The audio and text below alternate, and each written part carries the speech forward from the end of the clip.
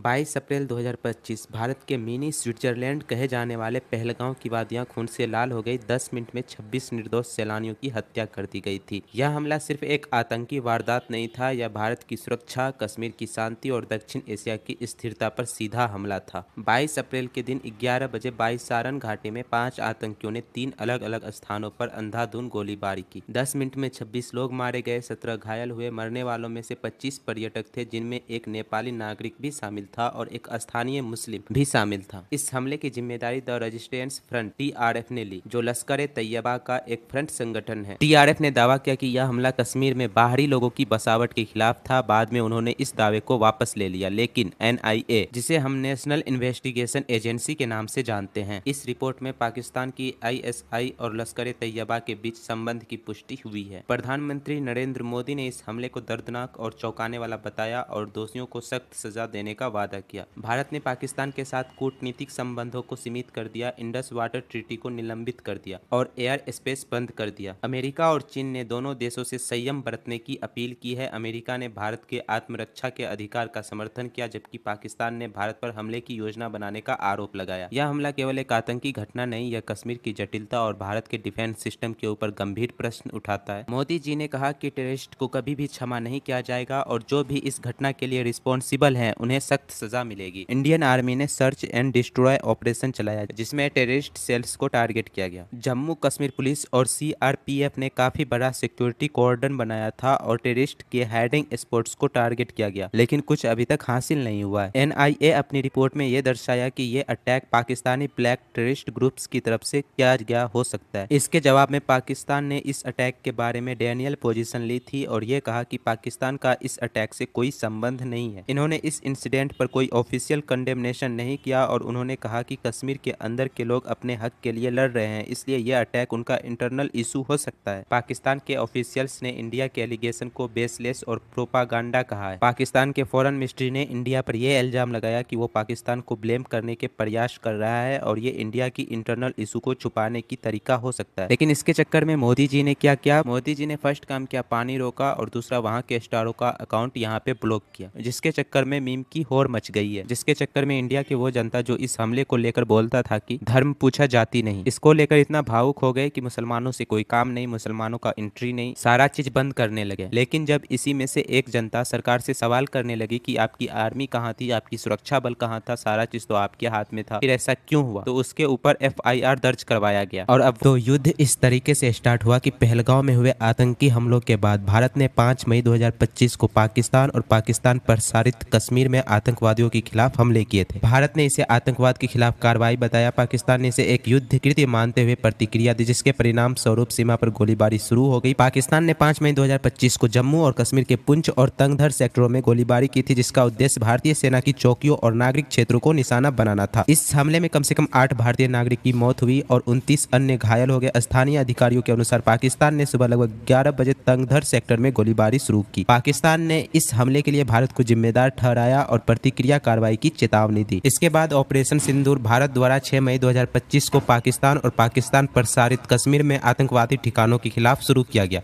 जिसको सोफिया कुरैशी और व्योमका सिंह लीड कर रहे हैं और यह एक सैन्य अभियान था। इस ऑपरेशन के तहत भारत ने 9 स्थानों पर 24 मिसाइल हमले किए, जिनमें बहावलपुर, मुरीदके, कोटली, मुजफ्फराबाद, सियालकोट और भिम्बर शामिल है। इन हमलों का उद्देश्य आतंकवादी ठिकानों को नष्ट करना था। इनका प्रमुख लक्ष्य बहावलपुर में जैश ए मोहम्मद के मुख्यालय और मुरीदके में लश्कर ए तैयबा के ठिकानों को निशाना बनाया गया। जैश ए मोहम्मद के प्रमुख मसूद अजहर ने स्वीकार किया कि बहावलपुर स्थित उनके संगठन के मुख्यालय पर भारतीय हमलों में उनके परिवार के 10 सदस्य मारे गए, जिनमें 5 बच्चे शामिल थे। इसके बाद पाकिस्तान ने दावा किया कि उसने 5 भारतीय लड़ाकू विमान और एक ड्रोन को मार गिराया। हालांकि भारत ने इन दावों को खारिज किया, लेकिन कहीं ना कहीं ये बात भी छुपाया जा रहा है कि भारतीय वायुसेना के 3 लड़ाकू विमान जम्मू कश्मीर क्षेत्र में दुर्घटनाग्रस्त हो गए। स्थानीय सरकारी सूत्रों के अनुसार ये घटनाएं भारत द्वारा पाकिस्तान और पाकिस्तान प्रशासित कश्मीर में आतंकवादी ठिकानों पर ऑपरेशन सिंदूर के तहत किए गए हवाई हमलों के कुछ ही समय के बाद हुई। पाकिस्तानी सेना ने नियंत्रण रेखा, जिसे हम कंट्रोल रेखा या एलओसी के नाम से जानते हैं, उस पर भारी गोलीबारी की, जिसमें भारतीय प्रशासनिक कश्मीर में 15 नागरिक मारे गए और 43 घायल हुए। पाकिस्तानी अधिकारियों के अनुसार भारतीय हमलों में 26 नागरिक मारे गए, जिनमें बच्चे भी शामिल हैं और 46 से अधिक घायल हुए। एक बार तुम इनकी रिपोर्ट ही देख लो। अहमदपुर ईस्ट में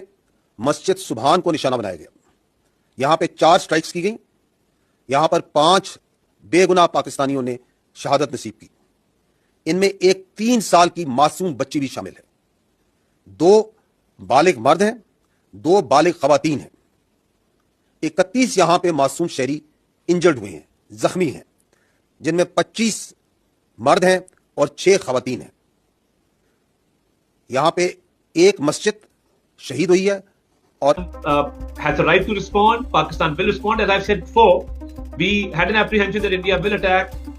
Pakistan has never struck first, but we have the right to self. संयुक्त राष्ट्र महासचिव एंटोनियो गुटेरेस, अमेरिका के राष्ट्रपति डोनाल्ड ट्रंप और अन्य वैश्विक नेताओं ने दोनों देशों को संयम बरतने और स्थिति को शांतिपूर्ण तरीके से हल करने का आग्रह किया है। और भारतीय रक्षा सूत्रों ने बताया कि कम से कम 30 से 50 आतंकी मारे गए हैं, लेकिन इसका आधिकारिक पुष्टि नहीं की गई है, क्योंकि हमले के बाद पाकिस्तान ने मीडिया और जांच एजेंसियों को इन स्थानों तक पहुंचने नहीं दिया है। पाकिस्तान की सेना इन हमलों को सिविलियन कैजुअलिटी बता रही है, लेकिन भारत का दावा है कि सभी लक्ष्य आतंकी बुनियादी ढांचे थे। उपलब्ध जानकारी के अनुसार ऑपरेशन सिंदूर के तहत भारत ने आतंकवादी ठिकानों पर लक्षित हमले किए, जिनमें आतंकवादियों के मारे जाने की पुष्टि हुई है, विशेष रूप से जैश ए मोहम्मद के प्रमुख मसूद अजहर के परिवार के सदस्यों की मृत्यु। हालांकि पाकिस्तान इन हमलों का युद्ध का कार्य बताते हुए नागरिक हताहतों का दावा किया है। स्थिति अभी भी तनावपूर्ण बनी हुई है और अंतर्राष्ट्रीय समुदाय दोनों पक्षों से संयम बरतने का आग्रह कर रहा है। और अगर वीडियो इन्फॉर्मेटिव लगा हो तो वीडियो को लाइक और ऐसे इन्फॉर्मेशन के लिए चैनल को सब्सक्राइब जरूर कर लेना।